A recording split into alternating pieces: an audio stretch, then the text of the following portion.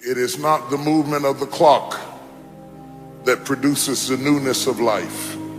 It is the movement in your mind.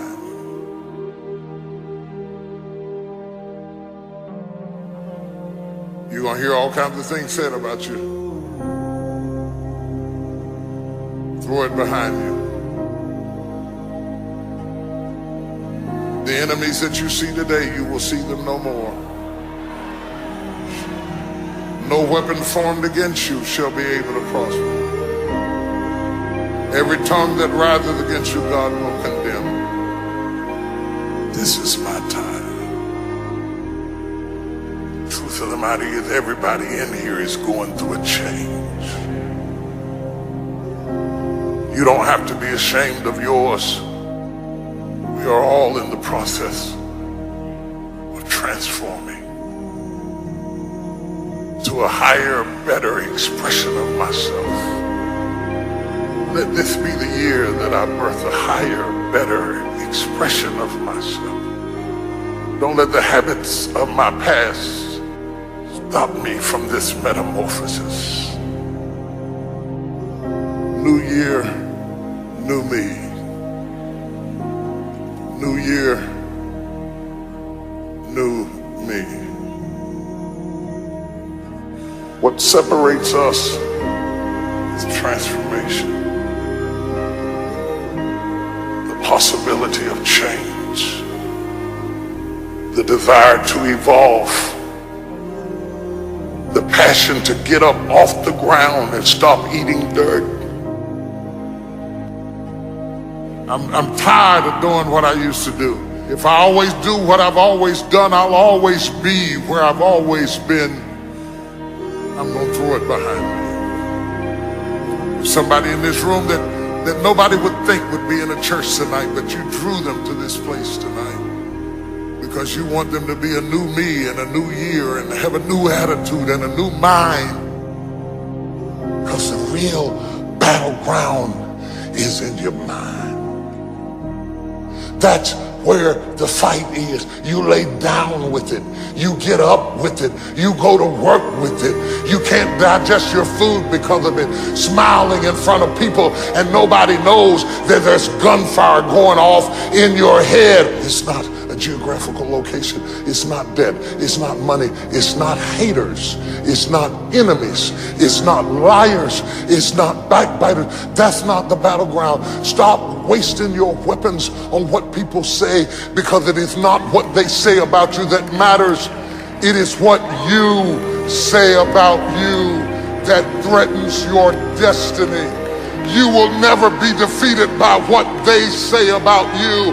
You will be defeated by what you say about you. I dedicate this to you, to the greatness in you, and to the dream that you showed up on the planet to produce. And it's simply this: if you want a thing bad enough to go out and fight for it, to work day and night for it, to give up your time, your peace, and your sleep for it, if all that you dream and scheme is about it, and life seems useless and worthless without it, and if you gladly sweat for it and fret for it and plan for it, and lose all your terror of the opposition for it, and if you simply go after that thing that you want with all of your capacity, strength and sagacity, faith, hope, and confidence, and stern pertinacity, if neither cold poverty, famish, or gulf, sickness or pain, or body and brain can keep you away from the thing that you want, if dogged and grim you besiege and beset it, with the help of God you'll get it. You have greatness in you. What I'm trying to tell you, beloved, is that you can have a new year, but it don't mean jack diddly if you don't have a new mind. I'm telling you that you can buy a new car, but if you put the old man in a new car, you're still going to have the old experience. I'm telling you that a new house doesn't make a new marriage. I'm talking about a new outfit doesn't make you a new person. And if you think you are magically going to be a new person, I hate to be the bearer of bad news, because new life comes comes from a new mind and a new way of looking at your life. I cannot step into the future and still think in my past. I cannot let the rumors and the stain of what they said about me destroy my opportunity. Slap somebody and tell them I gotta kill it tonight. I gotta destroy it tonight. I gotta get rid of it tonight. I gotta throw it behind me tonight. I can't drag that same old mess into another year.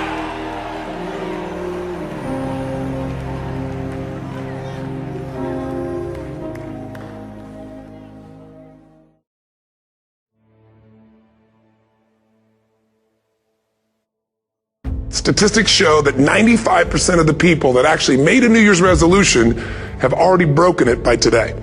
And that's if you even made a resolution. I mean, think about it. Most people don't even make a resolution anymore. Why? Because they've made them from years and years and years, and they know they're not going to follow through. So after a while, who wants to disappoint yourself? Who wants to be upset with yourself? Why even bother to set a new standard for this year? You know it's going to be the same as last year. So the question is, what is it that makes us even want to make a resolution? I mean, it's an interesting question. Why is it at the beginning of the year we have this tradition, but it goes beyond tradition. It's something inside of us that makes us want to make things better. And I think part of it is the calendar gives us this idea that we could have a fresh start, that we could start from fresh and have this great victory. Let's use the calendar to serve you today. Let's just see, what does it really take to make this thing happen? Because there's no denying that inside of you, the only thing that's going to make you happy in the year ahead and the decades ahead is going to be having you have an experience where on a regular basis, you feel like your life is making progress. So the secret to real happiness is progress. Progress equals happiness. And if we can make progress on a regular basis, we feel alive. And that's why at the beginning of the year, we get this thing like, okay, I can have this fresh start. I could really do what my soul desires. I could expand. I could grow. I could improve. I could change. Or maybe better than change, I could progress. So if you want to make real progress, then you really got to look at your life in a different way. You got to say, I got to take control of this process and not just hope it's going to work out like people do who make a resolution. Because really, isn't that what they're really doing at the beginning of the year? They're saying, well, here's my resolutions for the year, and they really basically tell you their wishes. It's their wish list. It's what they hope it all comes together. And then they call it a resolution, but they don't know what a resolution is. When you resolve something, to have a resolution is to resolve it. When you've resolved, this is how it's going to be. That's when you cut off any possibility except the thing you've committed to. Make a resolution every day of your life because you only get one at bat.